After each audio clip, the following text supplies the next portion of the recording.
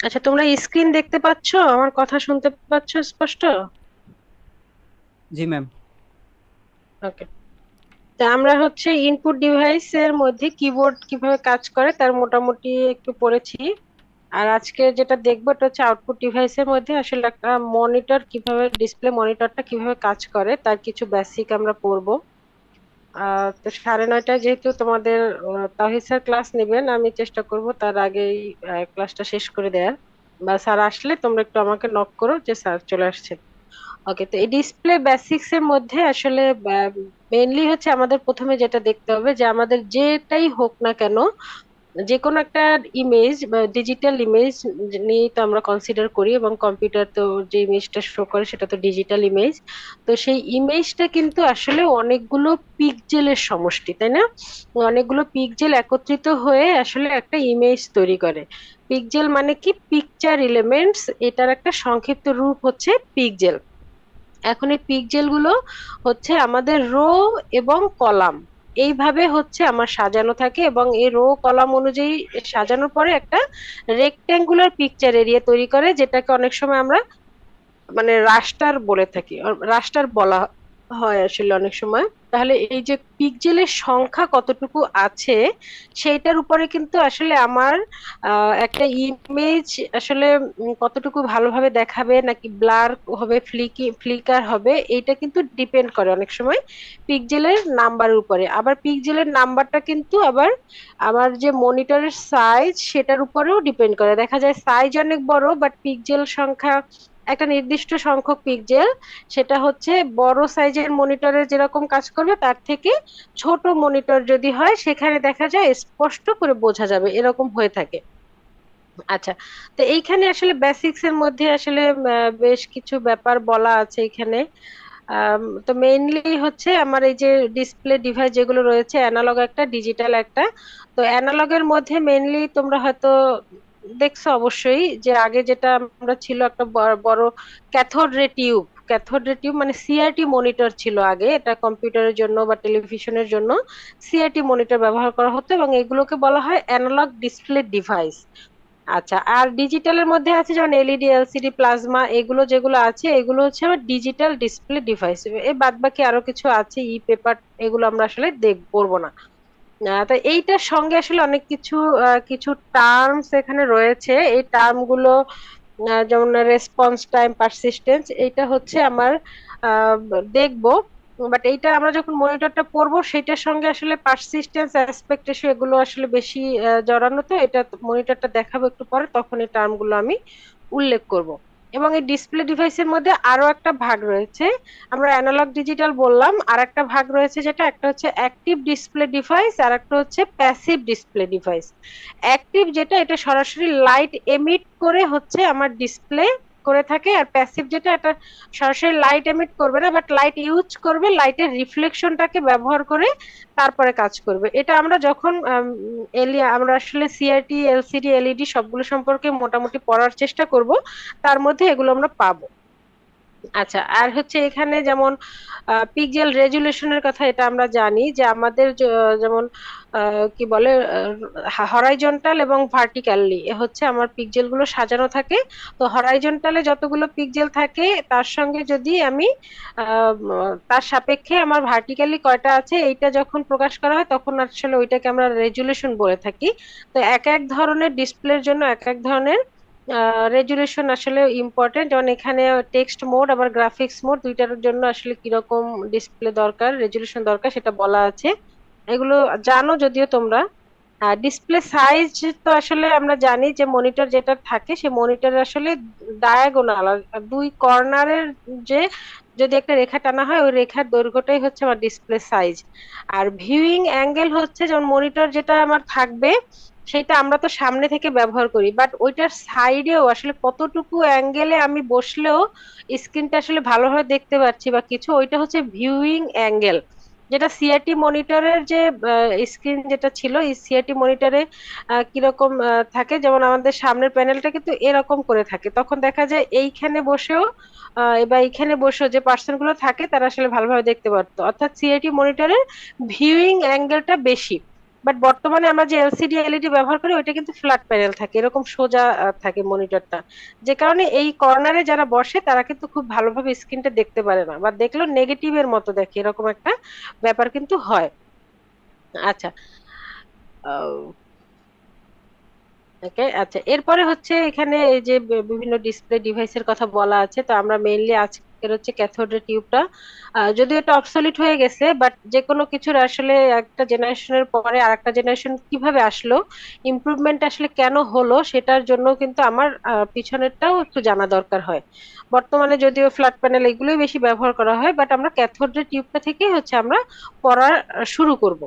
আচ্ছা, এখানে পিক্সেলের কথা বলা আছে, এটা অলরেডি আমি এখানে বলেছি, রেজুলেশনের কথা বলা আছে, এগুলো বলেছি। আর এখানে আরেকটা টার্ম যেটা রয়েছে এটা হচ্ছে অ্যাসপেক্ট রেশিও। ঠিক আছে, এটা এখানে হচ্ছে এই যে আমার রেজুলেশন, যেমন এখানে কতগুলো রেজুলেশন আছে, রেজুলেশন মানে আমার হরাইজন্টালি কতগুলো পিক্সেল আর হচ্ছে ভার্টিক্যালি কতগুলো পিক্সেল আছে, সেটা এরকম করে আমার প্রকাশ করি রেজুলেশন। যখনই পিক্সেল সংখ্যাগুলো গুণ করব, তার মানে ওই স্ক্রিনে ওই ডিসপ্লে মনিটরের নাম্বার অফ পিক্সেল কতগুলো আসলে থাকে সেটা। আর যখন এটাকে আমি রেশিও হিসেবে প্রকাশ করব, এটাকে বলা হয় হচ্ছে আমার অ্যাসপেক্ট রেশিও। ঠিক আছে, অর্থাৎ রেজুলেশনটাকে আমি যখন রেশিও আকারে প্রকাশ করব 8:5, তখন এইটা হয়ে যাচ্ছে আমার অ্যাসপেক্ট রেশিও। ঠিক আছে, আচ্ছা, রিফ্রেশিং এর কথাটা আমরা একটু পরে মনিটরের মধ্যে গিয়ে পড়বো। যাই হোক, এখন আমরা সিএটি ডিসপ্লে আসলে স্ট্রাকচারটা সম্পর্কে একটু দেখার চেষ্টা করি। ওকে, আচ্ছা, আমি এইটা আসলে শ্যাম সিরিজের একটা বই আছে, সেটা দিয়ে একটু দেখি দেখানো যায় কিনা। ওয়েট করো।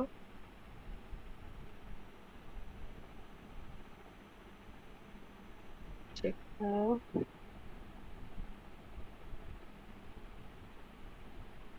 আচ্ছা, এই বইটাতে আছে। তা মেইনলি হচ্ছে ডিসপ্লের যে ব্যাপারটা, এটা আমরা আসলে এই এই বইটা থেকেই পড়বো। ঠিক আছে, এই বইটা থেকেই তোমাদের পড়তে হবে। শ্যাম সিরিজের যে কম্পিউটার গ্রাফিক্স এর বইটা রয়েছে, এটার ইমেজ রিপ্রেজেন্টেশন নামে চ্যাপ্টার 2, যেটার ইমেজ রিপ্রেজেন্টেশন নামে রয়েছে, ওইটাই হচ্ছে আমরা মেইনলি পড়বো এখান থেকে। তা আচ্ছা, যাই হোক, আমরা অ্যাসপেক্ট রেশিও এগুলো অনেক কিছু আমরা দেখলাম।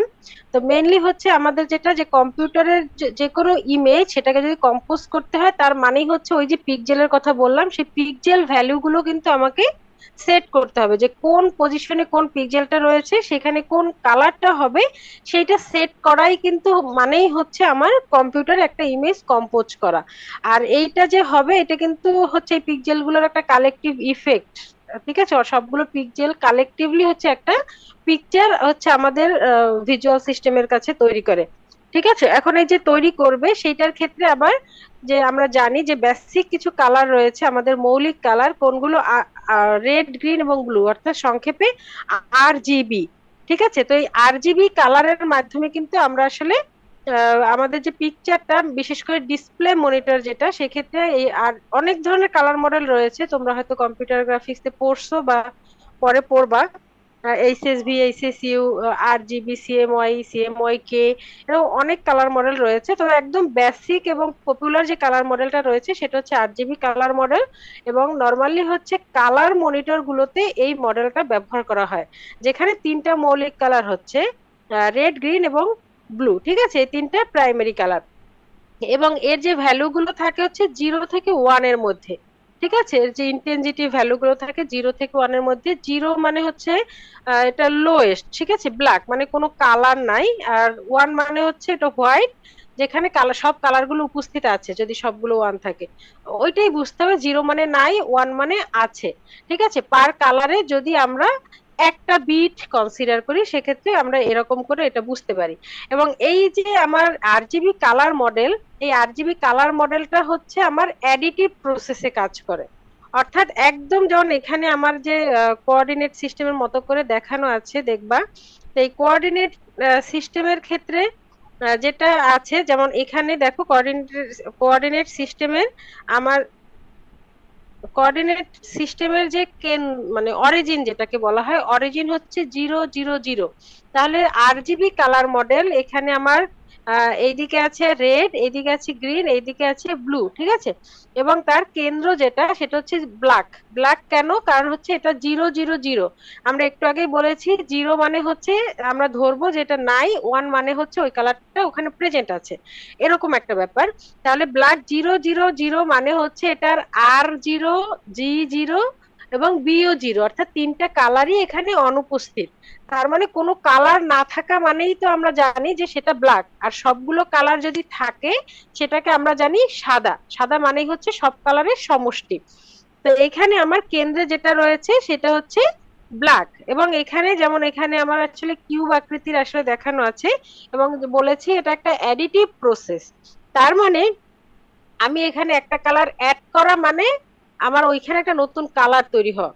তাহলে অরিজিন হচ্ছে আমার ব্ল্যাক, এইটার সঙ্গে আবার আমি যখন যে কোনো একটা কালার অ্যাড করব, যেমন এখানে রেড কিস হচ্ছে 1 0 0, তাহলে 1 মানে হচ্ছে তা 0 0 হচ্ছে গ্রিন এবং ব্লু দুইটা জিরো নাই, আর শুধু রেড আছে, তার মানে এখানে আমরা রেড কালার পাচ্ছি। আর গ্রিনের ক্ষেত্রে 0 1 0 মানে RGB, মাঝখানে আছে গ্রিন, গ্রিনটা 1, ব্লুর ক্ষেত্রে আমার ব্লুর কন্ডিশনটা 1। এখন এর মধ্যবর্তীতে আমরা এখানে একটা একটা কালার নিয়েছি, যদি দুইটা কালারের মিশ্রণ নেই তখন কি হবে? যেমন আমরা এইখানে দেখি, এইখানে হচ্ছে ইয়েলো 1 1 0, এটা কিন্তু বাস্তবে আমরা যখন বিভিন্ন কালার নিয়ে কাজ করি তখনও দেখা যায় যে রেড কালার এবং গ্রিন কালার এই দুইটা যদি একত্রিত করা হয় সেখানে একটা ইয়েলো মানে সেম ইন্টেন্সিটিতে সেম পরিমাণে সেম ঘনত্ব, যদি আমরা দুইটা একটা রেড কালার আর একটা হচ্ছে গ্রিন কালার অ্যাড করি, মিক্স করি, তখন কিন্তু সেখানে একটা ইয়েলো কালার তৈরি হয়। এখানেও সেরকম RGBর ভ্যালুর মধ্যে রেড এবং গ্রিন দুইটা আছে 1, ব্লুটা হচ্ছে 0, তাহলে এখানে আমরা ইয়েলো পাচ্ছি। ঠিক আছে, এটা কিন্তু আমি কালার কম্বিনেশন পড়াচ্ছি, এটা আমার হচ্ছে কোডিং এর ক্ষেত্রে কাজে লাগবে। মানে কোডিং বলতে ওই প্রোগ্রাম লেখা কোড না, এখানে হচ্ছে কালার কোড, ঠিক আছে। আচ্ছা, আর এরপরে আবার এখানে যেটা আছে এটা হচ্ছে 0 1 1, তার মানে এখানে কি কি কালার আছে বলো তো? 0 1 1 মানে কি কালার আছে এখানে? ম্যাম গ্রিন আর ব্লু। হ্যাঁ, রাইট, গ্রিন এবং ব্লু কালার রয়েছে বাট রেড কালারটা নেই। সেক্ষেত্রে এই দুইটা মিলে হয় হচ্ছে সায়ান কালার। ঠিক আছে, সায়ান কালারটা হচ্ছে দেখা যায় যে আমাদের পেস্ট কালারের মতো, আমরা যেটা নর্মালি ইউজ করি পেস্ট কালার, ওইটা হচ্ছে সায়ান কালার। আচ্ছা, আর এখানে আছে ম্যাজেন্টা কালার, এটা হচ্ছে যদি আমরা ব্লু এবং রেড মিক্স করি তখন ম্যাজেন্টা কালার হয়, এবং ওদের কোডগুলো এরকম। আর যখন এখানে আসছে 1 1 1, অর্থাৎ তিনটা কালারেরই সমষ্টি, আমার কাছে আছেই তিনটা কালার, তার মানে কি হচ্ছে সবগুলো কালারের সমষ্টি আমার হয়ে যাচ্ছে হোয়াইট।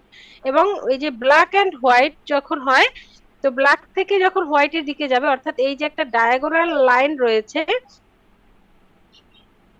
আচ্ছা এটা একটু মুছে দেখাই, এই যে এখানে একটা ডায়াগোনাল লাইন যেটা রয়েছে ব্ল্যাক থেকে হোয়াইটের দিকে, এইটাকে বলা হয় গ্রে অ্যাক্সিস।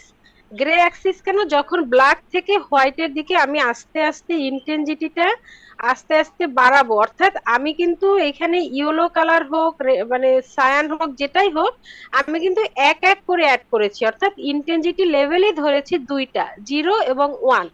বাট আমরা হচ্ছে যেমন গ্রে কালার, গ্রে অ্যাক্সিস যেটা হয় অর্থাৎ ব্ল্যাক থেকে হোয়াইট, এই ইন্টেন্সিটিটাকে যদি আর একটু অনেকগুলো ক্ষুদ্র ক্ষুদ্র ভাবে ভাগ করি 0 এবং 1 এর মধ্যে, যেমন হয়তোবা আমি সরাসরি 0 থেকে 1-এ না গিয়ে আমি হয়তোবা 0.2, 0.3 এরকম এক একটা ইন্টেন্সিটি নিলাম। অর্থাৎ বাস্তব ক্ষেত্রে কি হয়, আমরা যে ব্ল্যাকে কোনো কালার নাই, বাট হালকা একটু রেড, রেড হয়তো নিলাম আমি 20%, আমি হয়তো বা গ্রিন নিলাম হচ্ছে 40%, বাদ বাকিটা নিলাম হচ্ছে ব্লু, এরকম যে পার্সেন্টেজ আমি এক একটা নিলাম, ওরকম মিক্স করলে কিন্তু আসলে আমার আস্তে আস্তে হোয়াইটের দিকে যাবে, বাট পুরোপুরি হোয়াইট হয় না, একটা গ্রে কালার হয়। গ্রে কালারেরও বিভিন্ন ইন্টেন্সিটি হয় যদি আমরা সবগুলো কালারই এক একটা মাত্রায় অ্যাড করি। তো এইখানে 0 এবং 1-এর মধ্যে ওরকম 0.2 হতে পারে, 0.3 হতে পারে, 0.9 হতে পারে, 0.7 হতে পারে, এরকম করে করে যখন আমি এক একটা কালারের মানে কালার মিক্স করব আস্তে আস্তে হোয়াইটের দিকে যেতে থাকবে, বাট যাওয়া পুরোপুরি হোয়াইট হওয়ার আগে যেটা হয় সেটা হচ্ছে একটা গ্রে কালার হয়, গ্রে কালারের বিভিন্ন ইন্টেন্সিটি পাওয়া যায়। মানে এই যে অ্যাক্সিসটা এটাকে বলা হয় গ্রে অ্যাক্সিস। ঠিক আছে, এবং সাধারণত এইটাই হচ্ছে আমার ডিসপ্লে মনিটরে ব্যবহার করা হয়। আচ্ছা, এটা গেল ডিসপ্লে মনিটরে। আর এই আরজিবি মডেলেরই জাস্ট উল্টো একটা মডেল রয়েছে। উল্টো মডেল বলতে হচ্ছে এই আরজিবি মডেলটা হচ্ছে আমার অ্যাডিটিভ প্রসেস, অর্থাৎ প্রথমে কোনো কালার নাই, ব্ল্যাক, তার মানে ব্ল্যাক অর্থাৎ কোনো কালার নাই, সেখান থেকে আমি যাত্রা শুরু করব। সেখানে হচ্ছে আমি একটা একটা করে কালার অ্যাড করে নতুন একটা কালার পাচ্ছি। এইটা হচ্ছে আমার ডিসপ্লে মনিটরের জন্য। আবার আমার যেটা অন্য একটা যেটা মডেলের কথা বললাম পুরোপুরি এর উল্টো, সেটাকে আমি হচ্ছে সিএমওয়াই মডেল। ঠিক আছে, অর্থাৎ এইখানে সায়ান, ম্যাজেন্টা, ইয়েলো এই তিনটা কালার নিয়ে সিএমওয়াই মডেল। এইটা হচ্ছে সাবট্রাকটিভ প্রসেস, অর্থাৎ আমি সবগুলো কালারের কম্বিনেশন নিয়ে শুরু করব। এখানে যেরকম কোনো কালার নাই সেটা দিয়ে শুরু করেছি, একটা একটা যোগ করেছি। আর সিএমওয়াই তে কি হবে, আমি সবগুলো কালারের মিশ্রণ অর্থাৎ হোয়াইট নিয়ে শুরু করব, সেখান থেকে একটা একটা সাবট্রাক্ট করব, আর একটা কালার পাবো, একটা দুইটা সাবট্রাক্ট করব, অন্য একটা কালার পাবো। এইটা হচ্ছে আমার সিএমওয়াই মডেল। ঠিক আছে, তো সিএমওয়াই মডেলটা দেখি আমি। আচ্ছা, সিএমওয়াই মডেলটা যেমন এইখানে দেয়া আছে, ঠিক আছে, জাস্ট একই রকম, বাট এটা হচ্ছে সাবট্রাকশন প্রসেস, সাবট্রাকটিভ প্রসেসে কাজটা করে। ঠিক আছে, যেমন এখানে আমার অরিজিনে রয়েছে হোয়াইট এবং ব্ল্যাক হচ্ছে সবগুলো কালার। ঠিক আছে, এখানে হোয়াইট জিরো মানে হচ্ছে কালারটা আছে। ঠিক আছে, আরজিবির জাস্ট উল্টো, জিরো মানে হচ্ছে কালারটা আছে, আর ওয়ান মানে হচ্ছে কালারটা আমি বাদ দিয়ে দিয়েছি, এরকম একটা ব্যাপার। তাহলে হোয়াইট এটা রয়েছে যখন যখন আমরা সিএমওয়াই কালার মডেল ইউজ করব, তখন আমরা কিন্তু ওয়ান মানে ধরবো ওই কালারটা নাই। তার মানে এখানে 100 মানে হচ্ছে কি ওয়ান, রেড কালারটা নাই, বাকি কালার দুইটা আছে, গ্রিন এবং ব্লু আছে, এবং এর সংমিশ্রণে হচ্ছে সায়ান। তাহলে এই হচ্ছে সি, এই হচ্ছে এম, এই হচ্ছে ওয়াই, এটা নিয়ে হচ্ছে সিএমওয়াই কালার মডেল। এবং এইটা যেহেতু একটার আর একটা সম্পূর্ণ উল্টো, এই জন্য কিন্তু এইটাকে আবার এরকম করে এদের মধ্যে রিলেশনটা হচ্ছে এরকম, যে আরজিবি কালারটা পাবো যদি আমরা আরজিবি সিএমওয়াই কালার স্পেস সম্পর্কে আমি জানি। আমার কাছে সিএমওয়াই এর কিছু ইনফরমেশন আছে, যদি আমি ওয়ান ওয়ান থেকে সেটাকে মাইনাস করি তাহলে আরজিবি পাবো। আবার এটার ক্ষেত্রে একই রকম, আরজিবি জেনে থাকলে ওয়ান ওয়ান থেকে মাইনাস করলে আমরা ওইটা পেয়ে যাব। ঠিক আছে, এরকম একটা রিলেশনশিপ আছে এদের মধ্যে। ওকে, তাহলে এটা গেল হচ্ছে আমার কালার স্পেসের কথা। এখন এই কালার গুলো নিয়ে কাজ করে। আর এই যে সিএমওয়াই এর কথা বললাম, এইটা হচ্ছে প্রিন্টারে ব্যবহার করা হয়। ঠিক আছে, প্রিন্টারে সিএমওয়াই মডেল ব্যবহার করা হয়, আর ডিসপ্লে মনিটরে নর্মালি আরজিবি, আরো কালার মডেল রয়েছে, বাট নর্মালি আরজিবি কালার মডেলটা ব্যবহার করা হয়। এখন এইখানে দেখো আছে ডিরেক্ট কোডিং এর একটা কনসেপ্ট রয়েছে। তো ডিরেক্ট, আচ্ছা আচ্ছা, তো ডিরেক্ট কোডিং এ যেটা হয়, এই যে আমার যে কোনো ইমেজ, আমি যদি ইমেজটাকে রিপ্রেজেন্ট করতে চাই, আমি যেটা বললাম ওরকম অনেকগুলো আমরা কি করব, কালারের কি বলে কালেকটিভ পিক্সেল কালারের মাধ্যমে কিন্তু আমি একটা ইমেজকে রিপ্রেজেন্ট করব। ঠিক আছে, এখন যদি ডিরেক্ট কোডিং আমরা ব্যবহার করি, তার মানে কি আমরা একটা নির্দিষ্ট স্টোরেজ এরিয়া হচ্ছে ফিক্সড করে রাখি। ঠিক আছে, প্রত্যেকটা কালারের জন্য ওই পিক্সেলটা কি হবে, এরকম ফিক্সড একটা স্টোরেজ স্পেস থাকে। যেমন এখানে বিভিন্ন একটু আগে যেটা দেখলাম, যে পার কালারের জন্য আমি 1 বিট করে নিয়েছি। ঠিক আছে, পার কালার, যেমন এখানে ওটা রয়েছে পার কালার, যেমন বিট 1 এর জন্য 1 বিট, অর্থাৎ রেড কালারটাকে আমি একটা বিট দিয়ে প্রকাশ করেছি, আবার গ্রিনকে একটা বিট দিয়ে প্রকাশ করেছি। তাহলে এইটা তিনটা জন্য 3 বিটটা নিয়ে হচ্ছে আমার 2 টু দি পাওয়ার 3, মানে 8টা কালার পসিবল, সেটাও আমরা দেখিয়েছি এখানে। কিন্তু সেই 8টা কালারই আমার এখানে শো করা আছে। ঠিক আছে, 8টা কালার আমরা এখানে দেখিয়েছি। আচ্ছা, এখন হচ্ছে এই যে এই কালার গুলো রয়েছে, নর্মাল ক্ষেত্রে, একদম নর্মাল ক্ষেত্রে হচ্ছে এরকম 8টা কালার পাওয়া যায়, বাট সব থেকে দেখা যায় বর্তমানে যেটা রয়েছে, মানে বর্তমান ইন্ডাস্ট্রিতে সব থেকে যেটা বেশি চালু রয়েছে, সেটা কি, সেটা হচ্ছে এই যে পার কালারের জন্য নট 1 বিট, আমরা 1 বিট ব্যবহার করব না, আমরা একাধিক বিট ব্যবহার করব। বাট জনপ্রিয় যেটা এবং সব থেকে ভালো কি বলে ভালো কোয়ালিটির পিকচার পাওয়া যায় হচ্ছে কোনটার ক্ষেত্রে, যখন পার কালারের জন্য আমরা 1 বাইট ব্যবহার করব। অর্থাৎ এখানে আমার রয়েছে কি, পার কালারে একটা বিট করে রয়েছে, বাট পার কালারে যদি আমি 8টা বিট ব্যবহার করি, ঠিক আছে, তার মানে হচ্ছে টোটাল 3 বাইটস এর বা 24 বিটস এর মাধ্যমে আমি হচ্ছে একটা পিক্সেলকে হচ্ছে আমি ডিনোট করতে পারবো। অর্থাৎ একটা পিক্সেলের ইন্টেন্সিটি বা একটা পিক্সেলের কালারের জন্য আমি 24 বিটস ব্যবহার করবো। 24 বিটস এর মাধ্যমে যে কোনো একটা পিক্সেলের কালারটা আমি পাবো। ঠিক আছে, এইটা হচ্ছে আমার ওয়াইডলি অ্যাকসেপ্টেবল যে একটা মেকানিজম যেটা ব্যবহার করা হয় বর্তমানে ইন্ডাস্ট্রিতে, এটাই ব্যবহার করা হয়। আচ্ছা, তাহলে এই যে এটাকে কিন্তু ট্রু কালার রিপ্রেজেন্টেশনও বলা হয়ে থাকে। তাহলে এখানে কি হচ্ছে, আমার প্রত্যেকটা এই যে প্রত্যেকটা প্রাইমারি কালারের জন্য আসলে তাহলে আমার কতগুলো মোট ইন্টেন্সিটি লেভেল পাওয়া পসিবল? 2 টু দি পাওয়ার 8। ঠিক আছে, প্রত্যেকটা কালারের জন্য আমার 2 টু দি পাওয়ার 8, অর্থাৎ যেহেতু প্রত্যেকটা কালার হচ্ছে 8 বিটে, তাহলে আমি ইন্টেন্সিটি লেভেল হবে 2 টু দি পাওয়ার 8। এটা কিন্তু শুধুমাত্র একটা কালারের জন্যই 2 টু দি পাওয়ার 8। তাহলে তিনটার জন্য যদি হয়, আর জিবি এই তিনটা কালারের জন্যই যদি আমার হয়, তাহলে অর্থাৎ একটা পিক্সেলের জন্য আমি টোটাল কতগুলো পসিবল চয়েস থাকবে? 256 গুণন 256 গুণন 256, দ্যাট মিনস 16.7 মিলিয়ন হচ্ছে আমার পসিবল কালার চয়েসেস থাকে। যেখানে এইখানে আমার মাত্র 8টা কালার আমি চুজ করতে পারবো। বাট আমার হচ্ছে যখনই আমি এই পার কালারের জন্য 8 বিটস বা 1 বাইট ইউজ করবো, that means total 3 bytes use করব, তখন আমার টোটাল কালার স্পেস হবে 16.7 মিলিয়ন। ঠিক আছে, তার মানে আমার টোটাল এত কালারের মধ্যে থেকে আমি নির্দিষ্ট যে কোনো একটা কালার চুজ করতে পারবো। এখন এখন এখানে পাশাপাশি যে দুইটা কালার, অর্থাৎ যেমন ইন্টেন্সিটি লেভেল, মনে করলাম যে একটা ইন্টেন্সিটি লেভেল চেঞ্জ হচ্ছে, দ্যাট মিনস আমি ধরতে পারি যে 24টা বিটের মধ্যে হয়তোবা 24টাই জিরো, বা হয়তোবা মানে এরকম যাই হোক, তো একটার পরবর্তী ইন্টেন্সিটি লেভেল কি হবে, একটা বিট চেঞ্জ হবে। প্রথমটা জিরো, তারপরে হয়তো একটা পজিশন 1। তাহলে এই যে একদম পরপর কন্টিনিউয়াসলি যদি আমি এরকম বিট গুলোকে রিপ্রেজেন্ট করি, তাহলে একটা ইন্টেন্সিটি লেভেল চেঞ্জের জন্য কিন্তু আসলে কালার ভ্যালুর যে চেঞ্জটা হয়, সেটা কিন্তু খালি চোখে বোঝা যায় না। ঠিক আছে, খালি চোখে কিন্তু আমরা সেটা বুঝতে পারবো না। বাট এখানে হচ্ছে একটু কালার চেঞ্জ হয় ইন্টেন্সিটি লেভেলে, যেটা কম্পিউটার হচ্ছে ওইটা ওই রকম করে ম্যানিপুলেট করে থাকে। তাহলে এই যে 24 বিটের যে ফরম্যাটটা রয়েছে, যে 24 বিটের মাধ্যমে আমরা একটা নির্দিষ্ট কালারকে রিপ্রেজেন্ট করছি, এইটাকে বলা হয় ট্রু কালার রিপ্রেজেন্টেশন। ঠিক আছে, ট্রু কালার রিপ্রেজেন্টেশন এইটাকে বলা হয়। ঠিক আছে, এটা কিন্তু মাথায় রাখতে হবে, ট্রু কালার রিপ্রেজেন্টেশন বলা হয়। এখন এইখানে আবার কিছু প্রবলেমও রয়েছে। প্রবলেম কিরকম হতে পারে?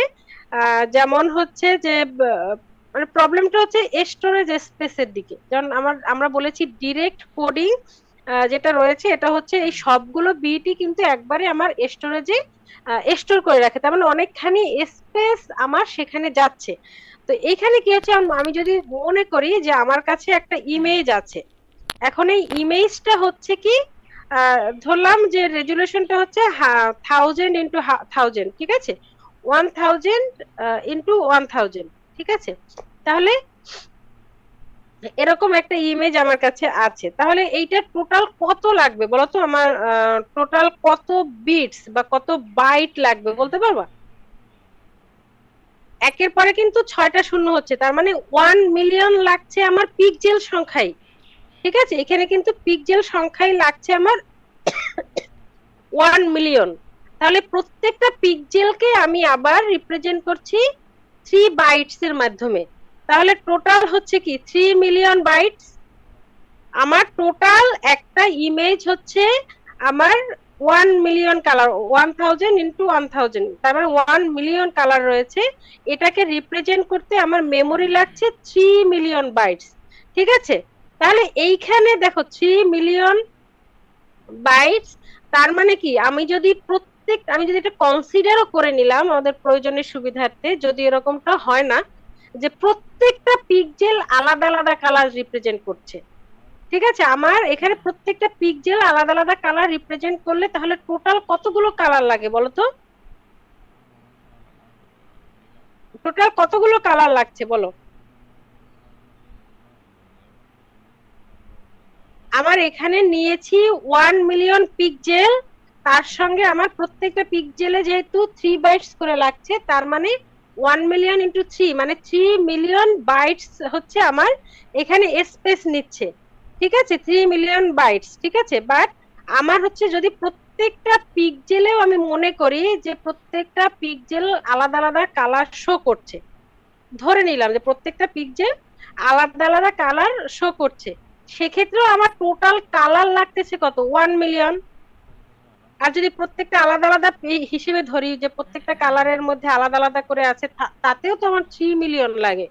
বাট আমার কালার স্পেস নিয়েছি কত, 16.7 মিলিয়ন, 24 বিটস করে। তাহলে এটা কি অনেকখানি এক্সট্রা আমার যাচ্ছে, যে আমার সব লাগে না, যদিও আমি সব থেকে হায়ার মানে হায়ার কোয়ান্টিটিটাই ধরেছি, যদিও প্রত্যেকটা পিক্সেলে আলাদা আলাদা কালার হয় না সাধারণ পিকচারে, পাশাপাশি পিক্সেল গুলোতে সাধারণত একই রকম কালার কম্বিনেশন থাকে। তো তারপরেও যদি হয়, তাতেও আমার কিন্তু 3 মিলিয়ন লাগছে, বাট আমার অ্যাভেলেবেল কত, 16.7 মিলিয়ন। তাহলে এটা কি, এটা হচ্ছে ওয়েস্টেজ হচ্ছে, ঠিক আছে, এরকম একটা ব্যাপার, ওয়েস্টেজ হচ্ছে শুধু শুধু নমস্কার মেমোরি ম্যাম। স্পেস। হ্যাঁ হ্যাঁ বলো, স্যার ম্যাম চলে কাল আসছে। থেকে ক্লাসটা শুরু হবে, তো অনেকেই হল থেকে ক্লাসে যাবে, তো নেট নাই অনেকের ফোনে, এই ক্ষেত্রে আজকে ইউটিউব থাকলে ভালো হয়।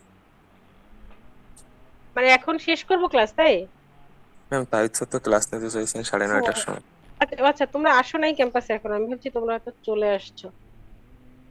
ওকে, ঠিক আছে, তাহলে আমি অ্যাটেন্ডেন্সটা নিয়ে নিচ্ছি। তো এইটা যেটুকু পড়ালাম, এটা বুঝতে পারছো কিনা ডিরেক্ট কোডিং সম্পর্কে? জি ম্যাম। আচ্ছা, যদি নাও বুঝে থাকো, আমি কিন্তু দ্রুত একটু পড়ে পড়ে পড়ে যাচ্ছিলাম, তো তোমরা হচ্ছে একটু নেক্সট ক্লাসে আমি তোমাদেরকে এটা ব্যাপারে জিজ্ঞেস করবো, ঠিক আছে। আর একটা ব্যাপার একটু বলে নেই, যেমন তোমাদের মিডের কথা তোমরা বলছিলা, তো মিডের ক্ষেত্রে হচ্ছে তোমাদের রফিকুজ্জামানের বই থেকে হচ্ছে আমি ফার্স্ট চ্যাপ্টারটা পড়িয়েছি, তো আমি সেই স্লাইডটাও তোমাদেরকে প্রোভাইড করব। প্লাস হচ্ছে সেটা থেকে হচ্ছে আহ, ওই বইটা থেকে তোমরা একটু পড়ে নিবা।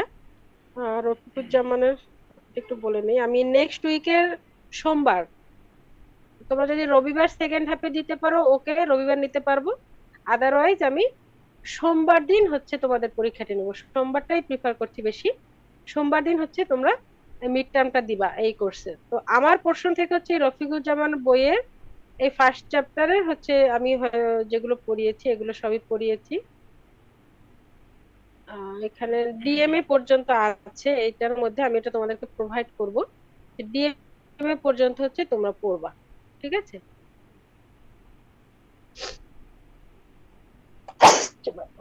এই ডিএমএ পর্যন্ত হচ্ছে তোমরা এটা পড়বা মিড টার্মের জন্য, আর বাদ বাকি হচ্ছে আমি 8 মার্কস বা 8 মার্কসের কোশ্চেন করব, ম্যাডাম 7 মার্কসের কোশ্চেন করবেন। তো ম্যাডামের সিলেবাসটা জেনে নিও, আগামী সোমবার তোমাদের এই কোর্সে মিড টার্ম পরীক্ষা, ঠিক আছে। আচ্ছা, আমি অ্যাটেন্ডেন্সটা নিয়ে নিচ্ছি। ID 1, 2, Yes, ma'am. 3, Yes, ma'am. 4, Yes, ma'am. 5, 6, 7, Yes, ma'am. 8, yes ma'am. 10, Yes, ma'am. 11, Yes, ma'am. 12, Yes, ma'am. 13, 14, Yes, ma'am. 15, Yes, ma'am. 16, Yes, ma'am. 17, Yes, ma'am. 18, Yes, ma'am. 19, Yes, ma'am. 20, Yes, ma'am. 21, Yes, ma'am. 22, Yes, ma'am. 24, Yes, ma'am. 25, Yes, ma'am. 26, Yes, ma'am. 28, Yes, ma'am. 29, Yes, ma'am. 30, 31, Yes, ma'am. 32, Yes, ma'am. 34, Yes, ma'am. 35, Yes, ma'am. 36, Yes, ma'am. 37, Yes, ma'am. 38, Yes, ma'am. 39, 40, Yes, ma'am. 41, Yes, ma'am. 42, Yes, ma'am. 43, Yes, ma'am. 44, Yes, ma'am. 45, Yes, ma'am. 46, Yes, ma'am. 49, Yes, ma'am. 49. 50, Yes, ma'am. 51, Yes, ma'am. 52, Yes, ma'am. 53, Yes, ma'am. 54, yes ma'am, 55, Yes, ma'am. 57, Yes, ma'am. 58, Yes, ma'am. 59, Yes, ma'am. 60, Yes, ma'am.